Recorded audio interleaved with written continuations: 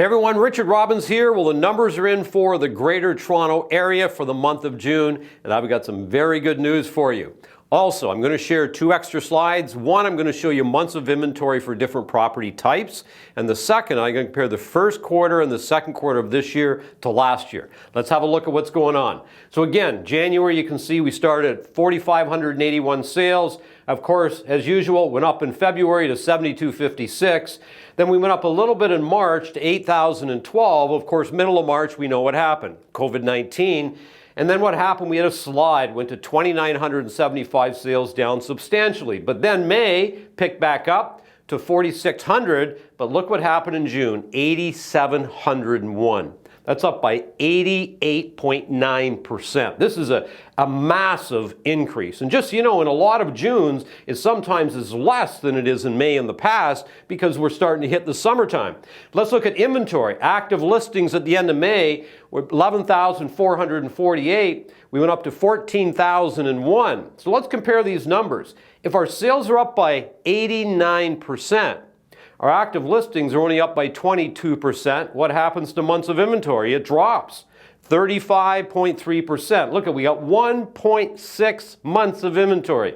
This is back to the good old days, crazy market, multiple offers, many offers, house selling very, very quickly. So you look at this, we got a lot of good news happening. Look what happened with prices. The prices were up in 1 month by 7.8%. So some crazy stuff happening right now. How about June of last year over June of this year? You can see here we did 8,860. In June of last year, we did 8,701. So we were 1.8% off. So almost the same, very, very close. And look at this. Year over year, we've had a 12% increase in prices. I'm telling you, when COVID hit, I'm not convinced many people would have expected this to happen.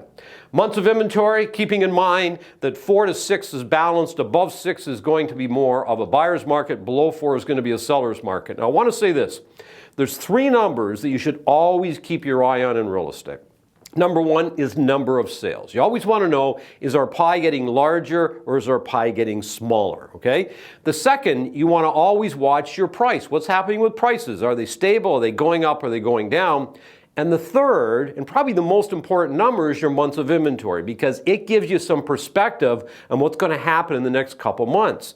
So in other words, if we're sitting here at 1.6, look at this. That's the lowest we've been in over 3 years in the month of June. Because here's your other years right here. Like, this is crazy what's going on. Usually that's starting to rise a bit because we're moving into the summer months. So you're sitting in an extremely hot market right now.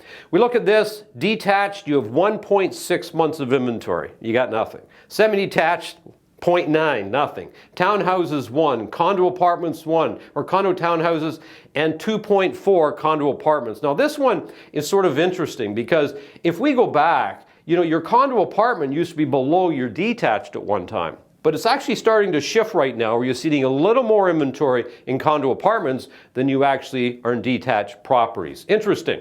Okay, so let's compare the quarters. So if we look at the first and second quarter of last year to this year, you can see we did 16,221 sales last year in the first quarter, and we did almost 20,000 this year. Our sales were up by 22%. So you can see what happened. We started out really strong. It was going to be a really good year. COVID comes along. We did 27,891 in the second quarter last year and only 16,282. So you can sales are off by 41%. Well, what happened in the first half? 44,000 in the first half last year opposed to 36,000, which means our sales are off by 18%. So in summary, here's what you got going on right now. If you look at your number of sales in the first half of the year, they're down by 18%, right? So our pie was a little bit smaller. So even though the market is really, really hot, there's not as many sales taking place in the first half as last year.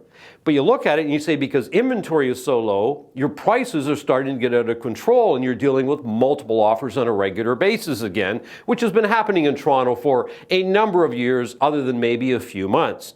So then what do I predict is going to happen this summer? I think it's going to be busy. I think July and August, your sales are going to be substantially higher than what they were in July and August of last year, because you're dealing with that pent-up demand. People are getting back out right now.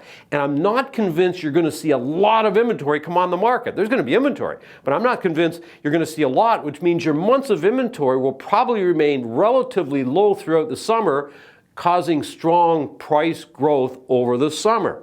Now, moving into the fall, who knows what's going to happen? I think inventory will start to rise a little bit in the fall, and the market might start to balance itself just a little bit. But the reason I'm saying this, because I think this summer is a great opportunity right now for people that want to sell, because their house is going to sell fast, and a great opportunity for people who want to buy, because chances are prices are going to increase substantially over the next 2 to 3 months. So I hope this was helpful. And remember, everybody, it's a beautiful life. Make it count.